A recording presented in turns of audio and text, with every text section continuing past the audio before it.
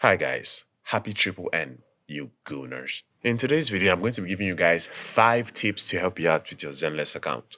First tip, the battery system. The battery system is the foundation of your account and determines how well you can effectively grind, level up your agents, and manage your resources. Now, there are 3 ways you can get battery in the game. There's the battery pack that gives you 60 stamina, the normal battery you have to build up in the game that stops building up when you reach 240, and the backup battery you get once you cap at 240 stamina. Here's my tip. You get 240 battery every day plus 80 from Tin Man. That's 320. Now divide it. Use 200 for HIA and 120 for disc farming. It's the most optimal way to build up resources in your account, especially when you're not grinding for an agent. Grind for general materials every character can use in HIA, while disc farming can get you either a good disc you can use later. Discarded disc can be turned into materials for future use, so it's a win-win. If you want to take it a step further and have enough materials for emergencies, do this. Save your battery for 1 week. Don't grind for anything. Just keep logging in and collecting batteries from the coffee guy till it caps out, I think around 900. Once that happens, go back to daily grinding using the strategy I just shared. If you do this, you have a good amount of backup battery that you can use. But that doesn't mean you should blow it all out on the next character you get. Remember this tip and you won't have an issue building characters in the game. The next tip has to do with shield defense. There's a mistake I see a lot of people do when fighting mini enemies and it ends up eating a lot of time. Not grouping them.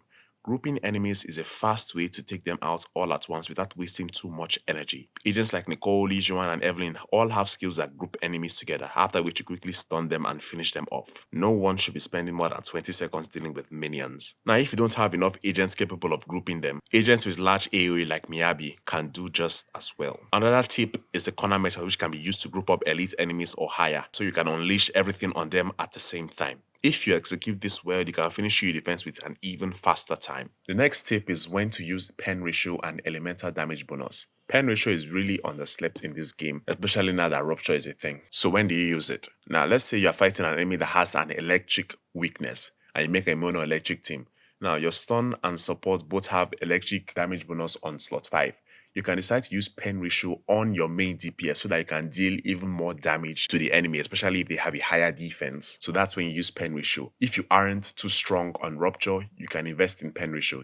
It is beneficial. Another thing I want to mention is not really a tip, but a misconception I've been seeing surrounding using Nicole and Yijuan. Yijuan doesn't benefit from having Nicole on that team, and that's not true. Sure, the main thing Nicole is for is defense shredding, and that's not really useful for rupture agents, but she provides so much more than that, especially if her teammates are ether agents, so she's not unusable. The last tip I want to give is don't be restricted in your building. Sure, it is good to play the game according to what it is, but you can always experiment with your agents. I'm experimenting trying to make some of my off-field anomaly agents into DPSs. I've seen so many other people do it. That's why I made a video about ZZZ mains being scary as fuck. Don't be limited by what the game is telling you to do. You might just find something game breaking. And that's it for this video. Happy New Month, guys. No gooning.